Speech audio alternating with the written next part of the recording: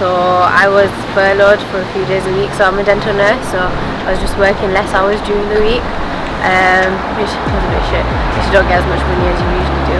I lost one of my friends a couple of weeks ago to it, and he was like young, fit and healthy, and then all of a sudden he got COVID twice. Yeah, difficult, yeah, very difficult. That affects many in different ways, doesn't it? And that you work and that seizures and bills and that, you struggle paying that. So yeah, it's a difficult time. Well, around March I lost my job. Obviously I didn't know what was going to happen, and then furlough came in, so I was fine, but I had to go back home to Poland for 4 months, so that wasn't fun because I have nothing in Poland anymore. I have my life here. So yeah, obviously for 4 months I was just stuck in my house doing nothing. I was working in China and I came back in February because of the COVID outbreak, and then I've been working here online since. Well, I moved over to Manchester from Canada about a month and a half ago, so I've been here for about 6 weeks and been shut down for 4 of them. I mean, the student life's still going, everyone's still going out and going to parties and stuff, but the only kind of bummer is that the places kind of close at 10, so you can't do a lot after that. So you go out until 10, and then at 10 you go buy like a bottle of whatever you want to go back to your flat. And a lot of classes will be remote, and you know, makes me so sad because I wanted to you know, study face to face with the professors and all those things. Yeah, and in this situation, you know, it is a little tough. I came from Cyprus, so in Manchester it's really different. I had to really take care of myself and try to protect myself from COVID, but I actually got it myself. I had all the symptoms, so I was coughing, I had fever, and I actually couldn't breathe very well, and I'm still trying to recover from that.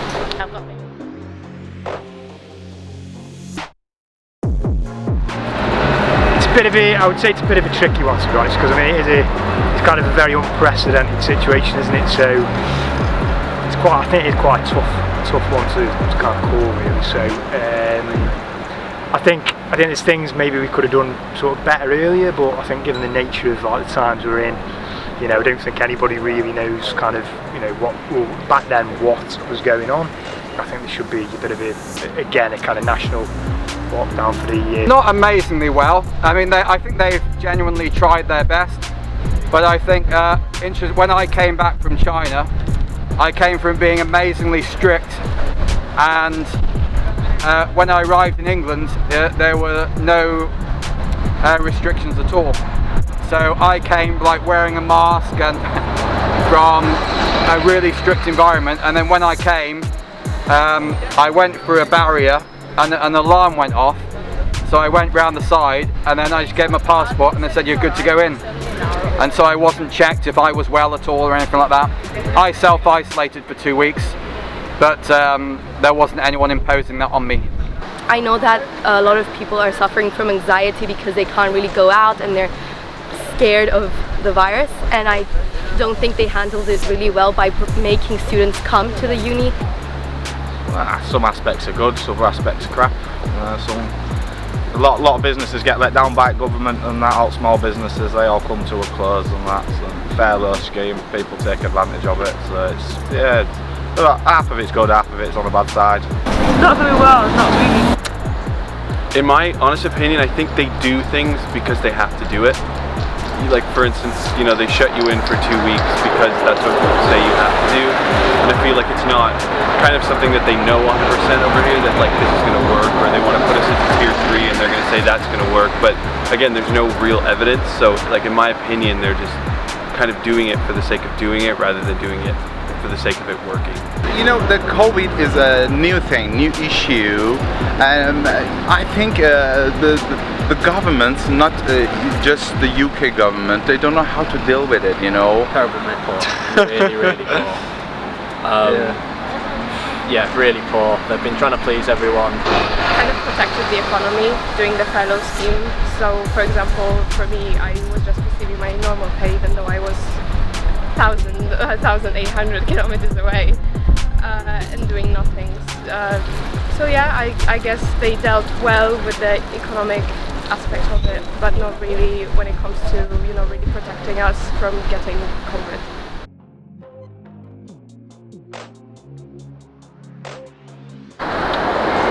People are going to do it, aren't they? And that nobody's happy about wanting to stay in the building all day, or especially for a couple of weeks at a time. So it's each to their own. They're going to do it. I mean, should just listen really and just do as they're told, and it'll go quicker. I think sometimes we're not very compliant, and that maybe if people had stuck to all the rules to begin with, it wouldn't be as bad as it is. I'm not one who's like, oh, I don't want to wear a mask, freedom, stuff like that. I think mask wearing and some regulations are you know, good, but I think they need to be proven to work before they just kind of throw them on us. I think it should be a military lockdown for about 2 months. You just can't leave your house at all. They'll completely clear it out. It's stupid, isn't it? Because the virus is literally killing thousands of people every day. Like, if you're gonna go into a protest and there's just so many people, you're not exactly like helping yourself, or because there's just people around, so it's not gonna, you're probably like putting yourself in more trouble than you are. I'm a waitress, so you see people getting out in the streets at 10 and gathering in houses, outside of venues, everywhere. So it's actually quite worse. They're not in those COVID secure spaces anymore. We went into another lockdown, the economy would just, you know, die. So I don't see the point of doing this like not complete lockdown and then having COVID back again after the lockdown. So you get nothing from the lockdown.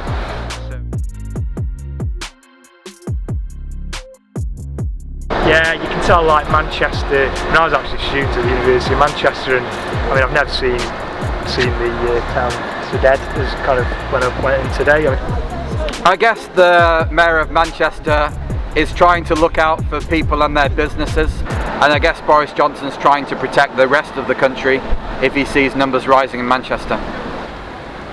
My personal experience says to me people do not so much care about the COVID here. You know, I come from Iran, okay, here, and I think there we really had social distancing, you know, and people uses face masks more strictly than here. I think the city's doing pretty well. I only stay in my local pub really, I live in Blakely, but it's got, I don't know, like the clubs are not the same. I went to a playground that was on Whitworth Street, and that was, you literally could not move without a mask, couldn't even stand up, I had to go to the toilet with a mask on. It's just no clubs up, it's not the same anymore.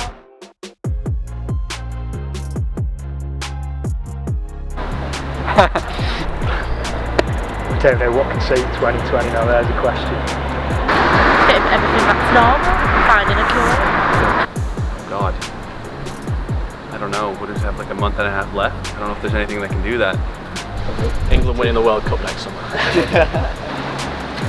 What can save it? Not a lot. Nothing's gonna save 2020 if we do.